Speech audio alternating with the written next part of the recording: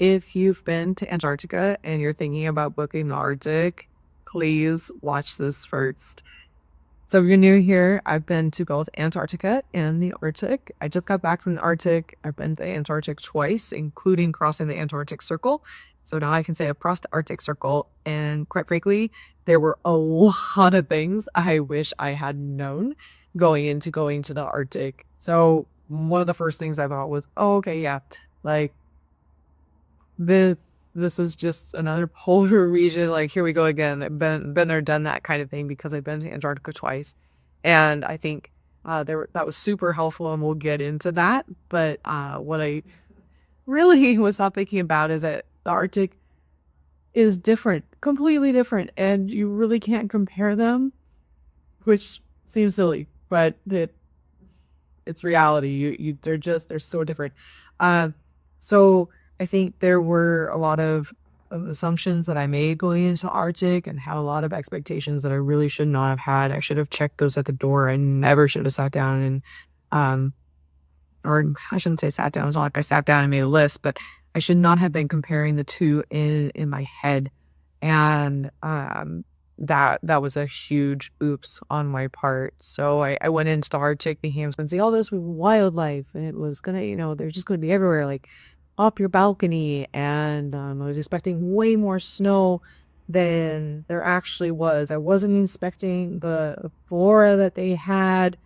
I Gosh, dude, just even like I guess the way of life because people do live and work up there. Yes, there are research stations on Antarctica, but it's not the same as it is in the Arctic. So, those were definitely some of the assumptions that I and expectations that I put on the Arctic trip that I really shouldn't have. And I definitely think it was one of the reasons I did not enjoy the Arctic as much as I enjoyed Antarctica the two times I went. So, and that's not to say don't go to the Arctic. It's not to say that Arctic isn't enjoyable. It's just something that looking back, like I wish I hadn't done that. So I think, yeah, there's just that assumption gap that really try and check it before you go. I know it's hard, especially when you've been to Antarctica and it's just such an absolutely magical experience that it's hard not to set that same expectation of the Arctic. But try not to. I failed. Please learn from my mistake and don't feel like I did. So one of the other things too that I think is very similar to the Antarctic is booking. People ask me all the time, when should I book a trip for Antarctica? And I would say the same principles for booking a trip to Antarctica transferred to booking for the Arctic as well. So for me, I booked going to the Arctic 15 months out. That sounds absolutely crazy now that I say that out loud, but that is the case. That is just how it happened for me. And that was because I went with a group, and the person that was leading the group trip, she announced the Arctic trip in February of 2025. Funny enough, actually, as I was coming back from Antarctica, and I signed up. I didn't want to sell out. I wanted to make sure I had a cabin on the ship, and so I did. All that to say, in general, both the Arctic and the Arctic, I recommend booking a year out. Tons of reasons why. Purely just listen to me and do it. No, I'm just kidding. Um, One reason is because ships do book up. These ships are small expedition ships. They don't have a lot of cabins. They don't have a lot of space. We had about 170 guests on board. That was, of course, in addition to the crew, which having 170 guests, you can imagine, means there are not a lot of cabins on the ship. I don't know the exact number of cabins we had on our expedition ship, but they do fill up quickly. And when you go on one of these expeditions, you're going to want to have the best cabin possible that you can afford. Of course, I'm not telling you to break the bank, but I do recommend making sure you at least have a window, if not a balcony, if your ship is equipped with balconies. I would prefer not to have a porthole, and I would prefer not to be in an interior room. So booking early helps to avoid that. Booking early also helps you to find really good deals. Not always, but generally these ships, these expedition companies are trying to fill out their ships early. So the earlier you book, usually the better deal you're going to get.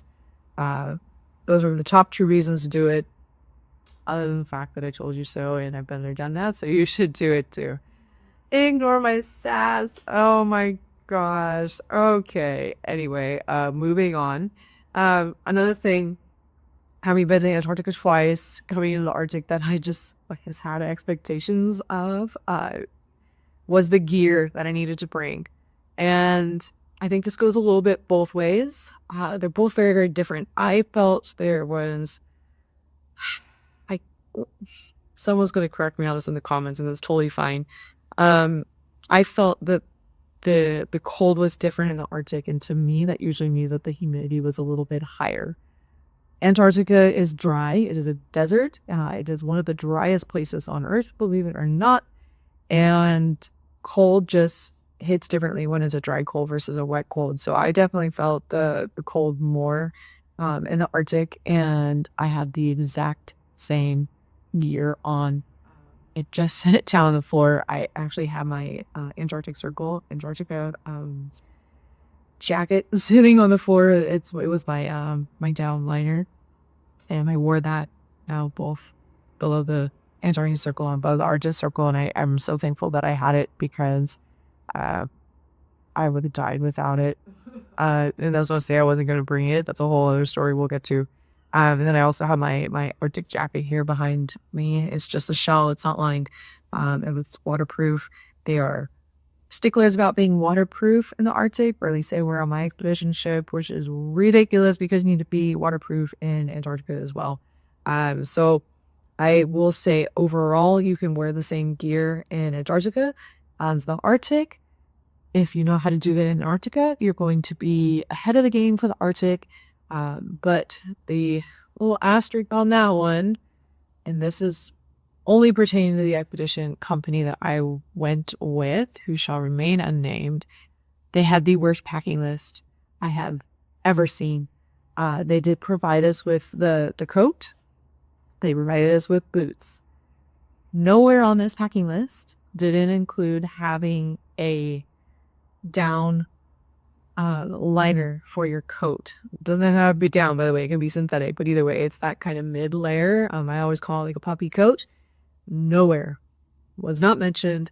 Is the biggest oversight I have absolutely ever seen on a polar packing guide or list.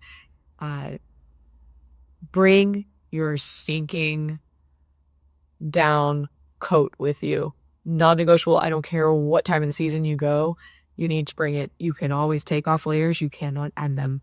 And that is my soapbox. So yeah, I would say overall, Antarctic gear, bad packing transfers to the Arctic. Use your brain, be smart. Don't always believe what the expedition company is giving you, because people are human, people make errors, people leave things off of lists. And if you follow their list exactly, you might be freezing your bum off on the Zodiac. We're out on the deck. Just saying. Okay. We're going to put the little sass away here for a minute. Moving on. The wildlife. That was something that that was a big oops. Big oops on my part. I had this high expectation of the wildlife I was going to see in the Arctic because there's so much wildlife out in Antarctica. Of course, that depends on the time of the season. And I will say, I went early in the season to the Arctic, so a lot of the wildlife had not arrived yet. And that was a big bummer. Did get to see the polar bears. That was wonderful. We got to see 4 adults and 2 cubs. Did see 1 whale that I spotted. It was quite exciting. I think it was a minke whale. And that was it. Someone says they saw a beluga. I guess it was just real quick up down, so I didn't see that one. Doesn't count. Got to see walruses. Saw one like a seal pop. That was really, really something to witness on the pack ice up around like 81 point something degrees north, or 81 in like 41 minutes, I think. Anyway, wild. Just so incredible to see this seal pup like right there at the bow of the ship on the pack ice. What else have we seen? It's polar bears as well. So saw foxes, saw a bunch of different birds, seabirds, land birds. It was wonderful. It was amazing. However, when you're in Antarctica, you look out your window and there's the penguins and there's the whales and there's seals and you live in the Beagle Channel most of the time. At least the 2 times I've been, you have dolphins and more penguins and they're everywhere and it's just so wonderful to see. They're such a part of that experience and from my experience in the Arctic, much more elusive. I guess in a way that makes it all more exciting when you do see them. But there's the flip side of that when you don't see them, it's really a big downer. We had a kind of a little bit of a situation like that when we were up on the pack ice. We didn't see any polar bears, and I had so wanted to see them up on the pack ice, and we saw them farther down up there, and they're on Svalbard. So all that to say, wildlife expectations there's completely different. And I wish I had checked that expectation of seeing more wildlife in the Arctic than I did. Or for my mistake, don't have that let down. They're just fewer far between, and all the more exciting when you do see them, but they're not going to be out your window 24/7 while you're on ship.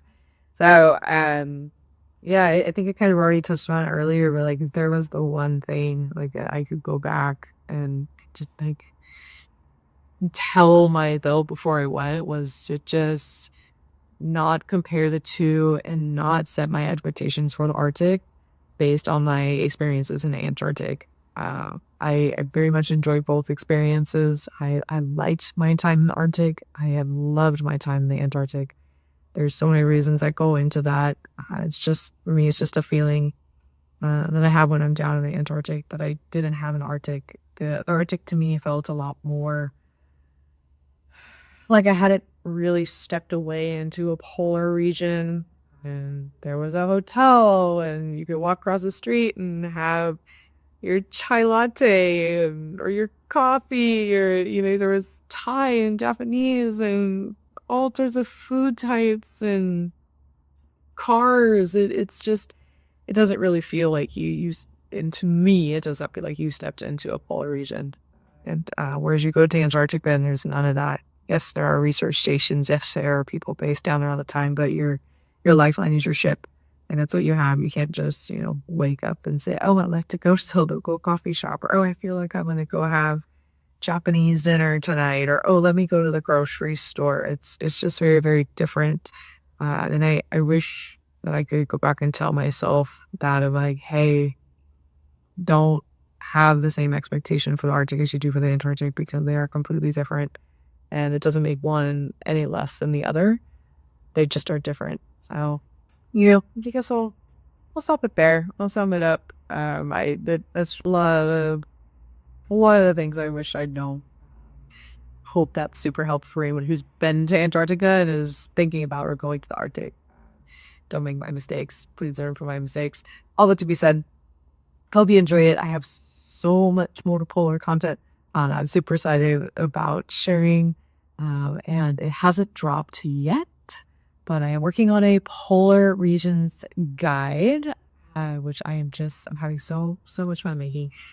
So in the interim, be sure to subscribe, so that way when the next video drops for the polar regions, you will be ready and notified and there for it. And drop your email in. There's a link down there as well to jump on the email list. So when that polar guide drops, you will be notified. And then when it does drop, I'll also put the link down there too. So if you're getting this video when it's live, super excited to have you here. Can't wait for you to check it out. But all that to be said, I will catch you on the next one, and see you then.